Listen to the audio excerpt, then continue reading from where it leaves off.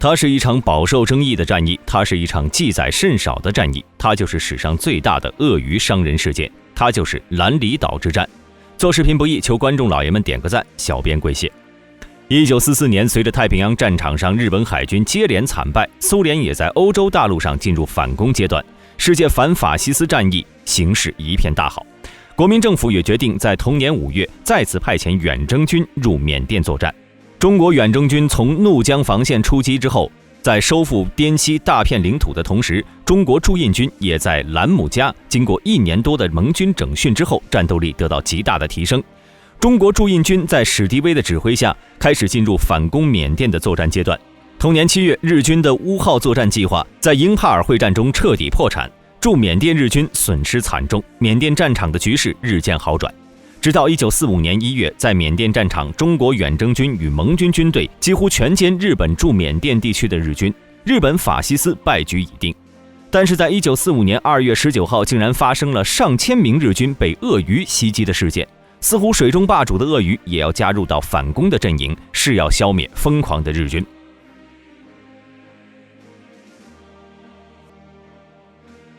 兰里岛位于孟加拉湾东岸，是缅甸第一大岛，岛屿面积达2000多平方公里，距离大陆最近处约30公里。从缅甸全局来看，有着较高的战略地位，所以在太平洋战争爆发不久之后，日军就占领了兰里岛。兰里岛虽然景色宜人，但在这座岛屿上呢，不仅有着大面积的沼泽和红木树林，岛上还栖息着不计其数的鳄鱼。这些鳄鱼是世界上最大的爬行动物，也是最为凶猛的鳄鱼之一——盐水鳄。所以兰里岛还有鳄鱼岛这一称呼。在1945年初，随着盟军在反攻缅甸的攻势中连战连捷，战线快速推进，也就出现了一个迫切的作战需要，就是建立一个位于前方的机场，为之后的作战提供空中支援。也就在此时，兰里岛优越的地理位置和适宜的地形，成为盟军建立机场的最佳岛屿。于是盟军为了夺取这一岛屿而制定的作战计划，代号斗牛士，正式出炉了。首要目标就是夺取兰里岛。盟军为了这次夺岛行动，派出了英国皇家装甲兵团第146团1营和皇家海军第3突击队以及印度第26步兵师。而日军当时驻守这座岛屿的是隶属于日军第54师团的步兵121联队，连队长是长泽贯一大佐。因为日军121联队是一支独立联队，所以并没有配属炮兵和工程兵等技术兵种，这也就导致守岛日军缺乏火炮等重型装备，防御工事也无法大范围的修建，这也使得盟军在作战中的伤亡可以大大减少。1945年1月14号，盟军侦察机事先对兰里岛实施了空中侦察，发现日军正在加紧修建滩头的防御工事，机枪等大量武器都被部署在了防御阵地上。在获悉这一情况之后，英军立刻调集来了战舰和航空母舰，对日军防御工事进行炮火覆盖。日军只好放弃滩头阵地，撤进岛上的红树林中。1月21号，在登陆开始之前，英国皇家海军轻型巡洋舰月神号、战列舰伊丽莎白女王号配合皇家空军对兰里岛上的日军防御阵地再次进行了猛烈轰炸。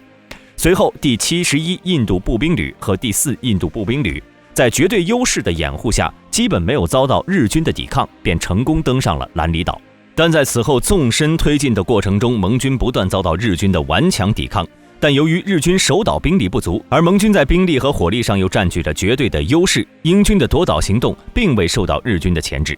在随后的推进计划当中，当英国海军陆战队准备对残余日军进行包围时，察觉到英军企图的日军900余人，决定向岛屿的另一侧日军防线撤退。但在日军撤退的途中，他们必须要穿越一大片红树林区域，而为了阻止日军的撤退行动，英军也对这片区域进行了大范围的封锁。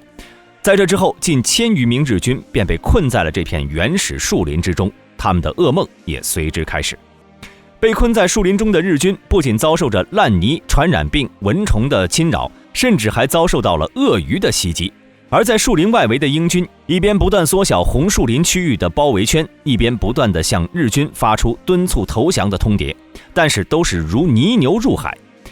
始终没有日军从红树林中出来。直到后来，当英军主动向包围圈中心进攻时，才俘获了少数重伤和极度垂危的日军士兵，同时发现了不少已经支离破碎的日军尸体，后经证明是被鳄鱼撕碎的。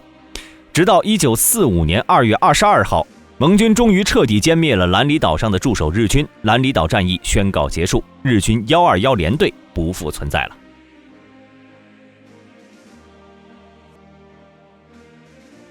在整个二战的战史中，持续6周的兰里岛战役从影响和规模上都不值得一说。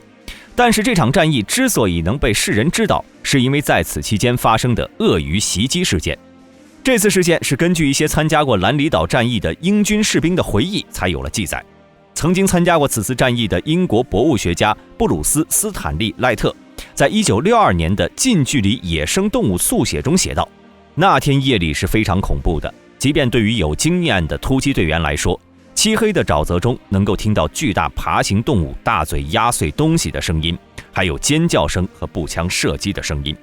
鳄鱼旋转时发出的模糊但是令人担忧的声响，就像是来自地狱的杂音。黎明时分，秃鹫就开始清理鳄鱼留下的残肢。进入兰里岛的1000多名日军士兵中，大约只有20人还活着，而这段记载成了近1000日军被鳄鱼吃掉唯一的相关史料。